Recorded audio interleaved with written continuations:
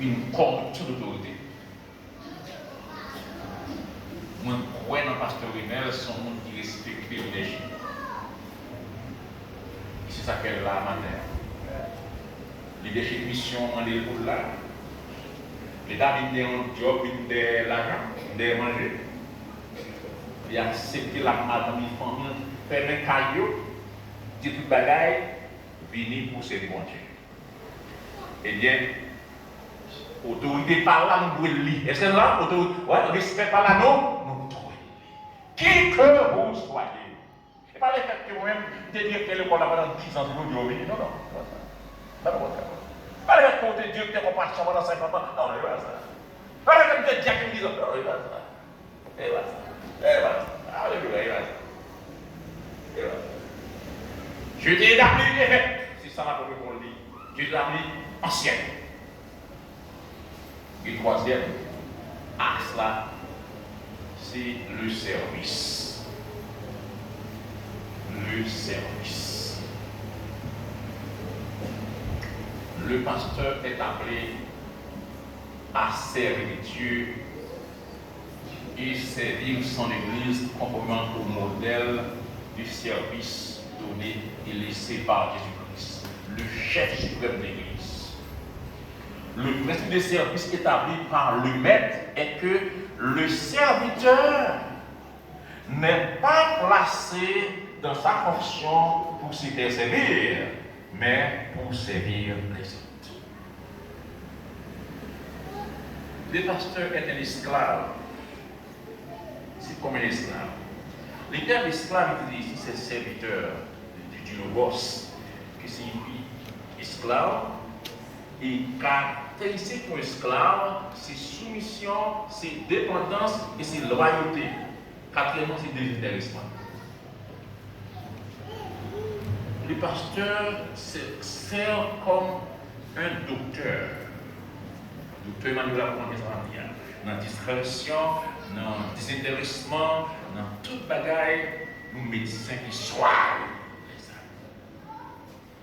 Et le pasteur est enfin comme un psychosociologue. Psychosociologue. Ouais, mais psychosociologue. Nous sommes des pasteurs dans mon église. Moi, des banquiers. Moi, des juges d'hiver, chef de section. Conseiller toute bagaille. Jusqu'à présent, il y a 3 mois de l'église là, c'est moi si ils sont comptés. Vous voyez, on n'a pas qu'à avoir encore un film. On va la caille qui ça qu'on va là. Ou alors, pasteur, c'est toute bagaille. Qui ça fait? Dans le début de l'œuvre là, l'on voit le pasteur, il faut apprendre à piquer. Il faut apprendre à ranger souliers. Il faut apprendre pour bonne bagaille. Pour gagner. Donc, mais, après tout bagaille, ça m'a dit. Ils ont mon pasteur. Mais, l'introduction de Simon dit comme ça que, maintenant, c'est responsabilité pasteur envers l'église là. Et l'église là envers pasteur.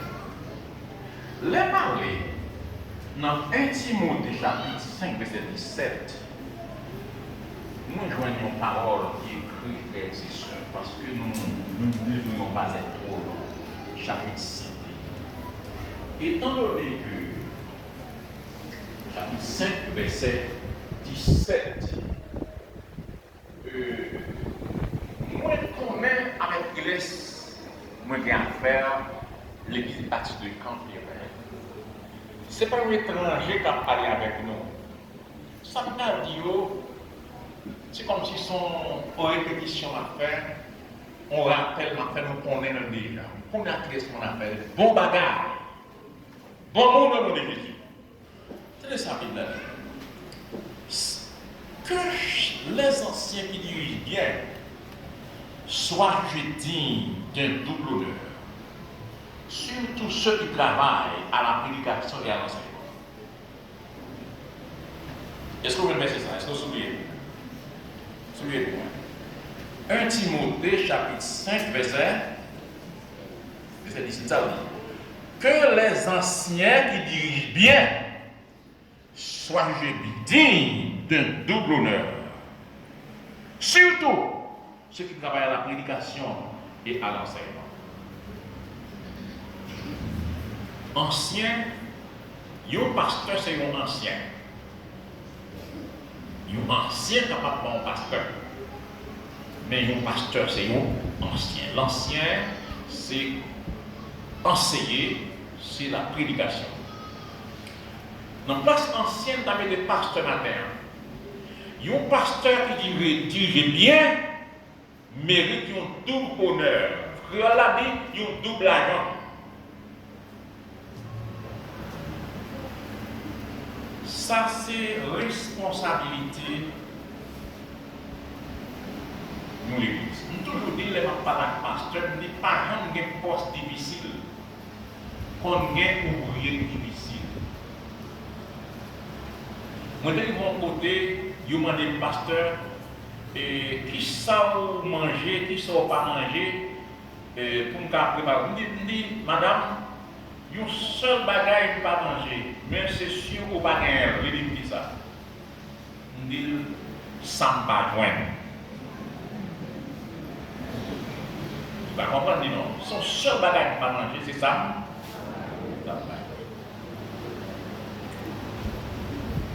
Chers amis, frères et sœurs,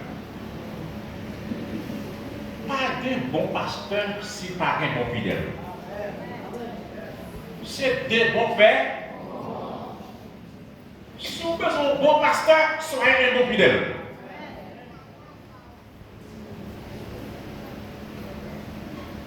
Et vous croyez dans où? Et vous croyez dans où? Oui, vous croyez dans où? Il y a un double honneur. Il y a un pile théologien qui vraiment cherchait qu'on ait des doubles honneurs de mettre commentaires. Ça veut dire, parce qu'il n'y a pas besoin seulement qu'on cherche chaque moral et 100 000 gouttes. Après ça, ça finit. C'est pour employer pour numérer. Les besoins de manger. Mais le besoin de compréhension. Est-ce qu'on voit ça? Affection. Il y a un support moral, support spirituel pour accompagner. Pour accompagner. Mon aimé, ça.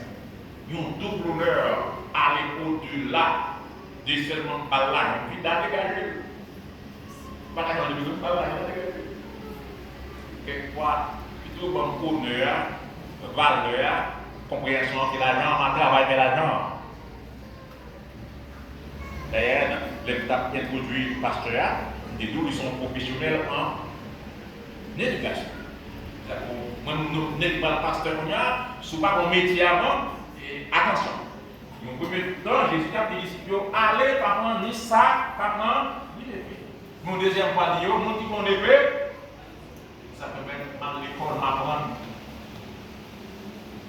L'église n'a pas un malade avec l'église qui vraiment dévalorise les leaders, pas comprendre les leaders.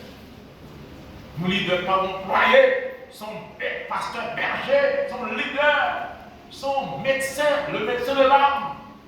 La Bible dit, si là, quand on sait aux paroles là, quand prêche aux paroles là, les mérités, ils ont tout honneur.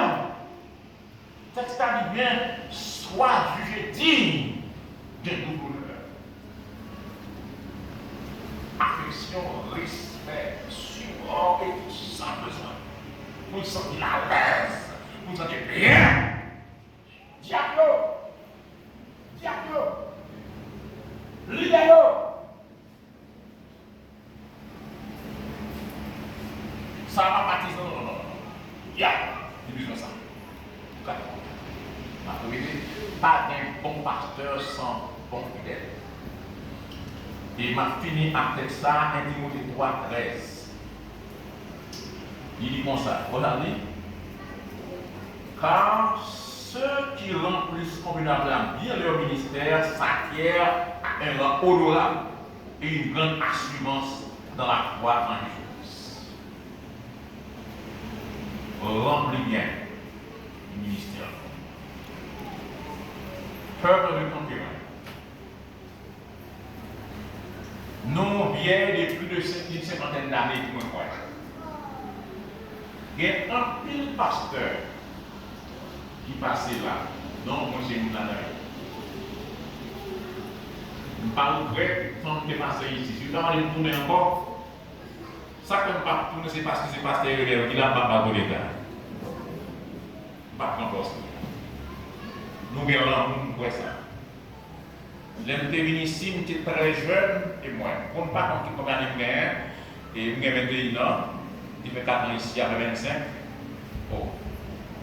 Il est dans 34, 35 ans, jeune petit garçon. C'est le pasteur le plus jeune du ministère. Mais nous te supporté, nous grandis.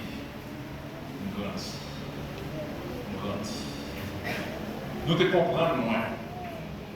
L'homme te venu ici dans un contexte qui est difficile. Nous choc. Mais nous supportons, nous t'aimer, mais malgré tout des matchs, nous t'aimer, nous grandis. Et je dis, c'est mon tempérament, tout le monde connaît que c'est mon tempérament. Et quand on laisse, ce n'est pas tempérament, c'est yes, on va dans le tempérament. Nous avons l'amour. Oh, nous bon, on dit ça, nous bon. Mais on espère même l'amour ça. Pour continuer à côté pasteur et la seule dit pasteur avec petit livre. Pour qu'à mon ministère qui bénit, accompagner nous ensemble avec nous. Et c'est là pour la gloire de Dieu. Que mon Dieu le matin.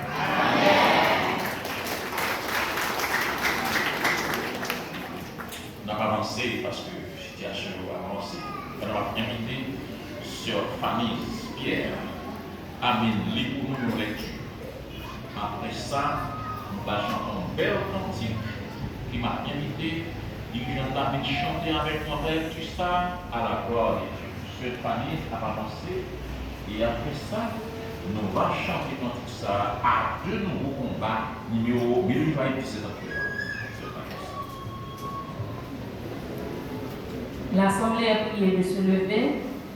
Nous trouvons notre deuxième lecture dans le livre de 1 Timothée, chapitre 3, versets 1 à 13. 1 Timothée, chapitre 3, versets 1 à 13. Cette parole est certaine. Si quelqu'un aspire à la charge d'évêque, il désire une œuvre excellente. Il faut donc que l'évêque soit irréprochable, mari d'une seule femme, sobre, modéré, réglé dans sa conduite, hospitalier, propre à l'enseignement. Il faut qu'il ne soit adonné au vin ni violent, mais indulgent, pacifique, désintéressé. Il faut qu'il dirige bien sa propre maison et qu'il tienne ses enfants dans la soumission et dans une parfaite honnêteté. Car si quelqu'un ne sait pas diriger sa propre maison, comment prendra-t-il soin de l'Église de Dieu? Il ne faut pas qu'il soit un nouveau converti. De peur qu'enflé d'orgueil, il ne tombe sous le jugement du diable. Il faut aussi qu'il reçoive un bon témoignage de ceux qui du dehors, afin de ne pas tomber dans le pauvre et dans les pièges du diable.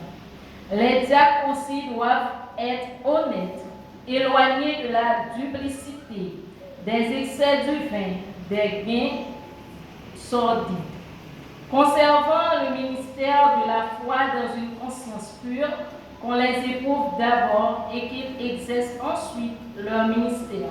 S'ils sont sans reproche, les femmes de même doivent être honnêtes, non médisantes, sobres, fidèles en toutes choses.